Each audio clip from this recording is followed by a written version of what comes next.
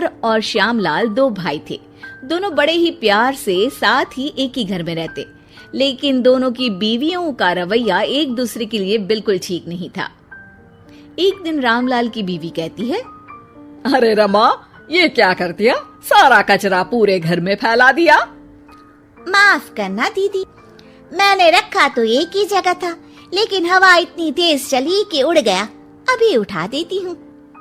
हाँ, जल्दी करो। और एक बात, अब भाई साहब से बोल देना कि 2 रसोई कर ले।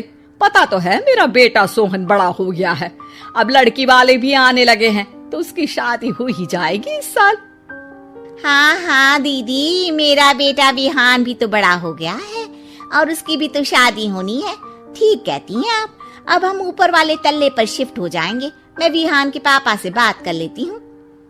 बात नहीं करना, शिफ्ट होना है, क्योंकि मैं अब साथ नहीं रह सकती। हाँ दीदी, ठीक है ना। फिर क्या, हो जाते हैं एक घर के, एक परिवार के 2 टुकड़े और 2 रसोई, दोनों के बेटों की शादी। और फिर शुरू होती है कहानी। अरे मेरी बहू तो ढेर सारा दहेज लाई है। ये देखो, बड़ा टीवी, एसी, कार और गहने भी।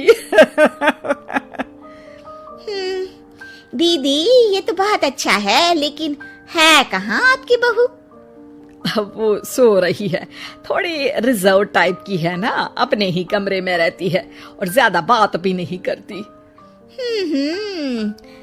तभी रमा की बहू की आवाज आती है, माँ कहाँ है आप? जल्दी आइए, नाश्ता ठंडा हो रहा है और मुझे भी भूख लग रही है। आ रही हूँ बेटा, रुक। दीदी चलूं क्या? ये लड़की मेरे साथ ही बैठकर खाती है, वैसे भी भूख लगाई है। ये बोलकर वो चली जाती है। तभी श्यामा की बहू बाहर आती है और बाहर की ओर जाने लगती है। अरे बहू, कहीं जा रही हो क्या? क्या है माँ जी, बिना बात के ठोका मत करो। जा रही हूँ मैं। वैसे भी मेरे पापा ने कार घर में रखने को तो नहीं दी है ना। अरे नहीं बेटा, बिल्कुल घूमो घूमो। मैं तो कहती हूँ मुझे भी साथ लेकर जाया करो, साथ ही घुमा करेंगे। अरे नहीं, मैं आपके साथ बिल्कुल भी कंफर्टेबल नहीं हूँ। वैसे भी मैं शॉपिंग में जा रही हूँ, कहाँ आपको टांगती फिरूंगी। ये बोलकर श्यामा की बहू निकल जाती है। तभी उसके कान में ऊपर वाले तल्ले से हंसने की आवाज आती है। और ये कौन इतनी जोर जोर से हंस रहा है? ऊपर जाती है, जहां वो देखती है कि रमा और उसकी बहू साथ बैठकर बातें कर रही होती हैं। फिर तो मम्मी जी इतना मजा आया कि मैं क्या बताऊं। हाँ बहू, सुनने में ही हंसी नहीं रुक रही। तू तो वहां मौजूद थी। तभी दोनों की नजर श्यामा पर पड़ती है। अरे ताई जी आइए ना, आइए। वो उनके पैर छूती है और फिर चाय बनाकर लाती है। श्यामा अकड़कर कहती है, अरे नहीं, मैं चाय वाय नहीं पीती। बस हंसने की आवाज आ रही थी तो सोचा बता दूं कि टीवी की आवाज धीमी कर लो। अरे टीवी, वो देखो दीदी, धूल खा रहा है, वक्त ही नहीं मिलता देखने का। बहू के साथ वक्त कैसे बीत जाता है, इसकी बातें और किस्से कहानी किसी सीरियल से कम नहीं होते। श्यामा को खुशहाल रमा को देखकर जलन होती है। हाँ, मैं तो तंग आ जाती हूँ इतनी सारी बातें करके। मुझे तो सुकून पसंद है। ये कहकर श्यामा चली जाती है। अगले दिन रमा अपनी बहू के साथ घर से जा रही होती है कि तभी दरवाजे में श्यामा उन्हें टोकती है। अरे कहाँ जा रही हो दोनों? अरे देखिए ना दीदी, इसे शॉपिंग करने जाना था।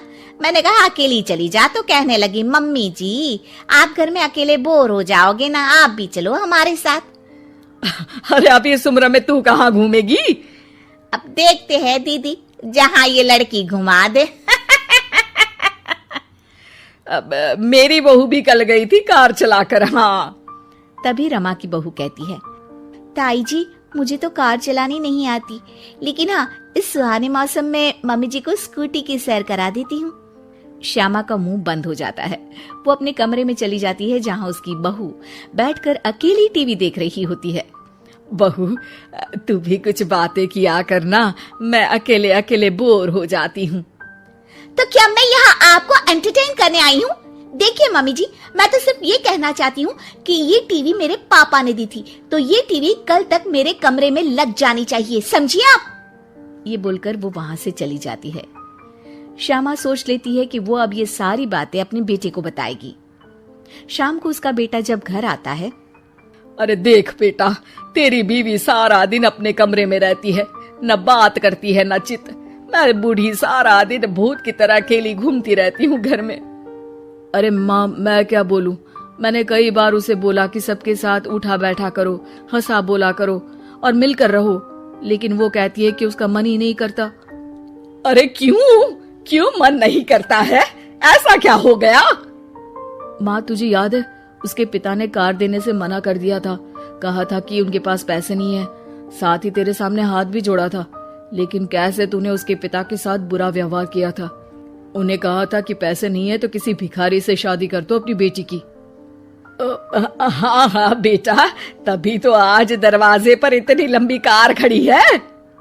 बस माँ, तो अब तू उस कार से ही बात कर और उससे मन लगा, क्योंकि पिता के आंखों का आंसू आपकी बहू के दिल तक उतर चुका है और आपकी इज्जत उसकी नजर में।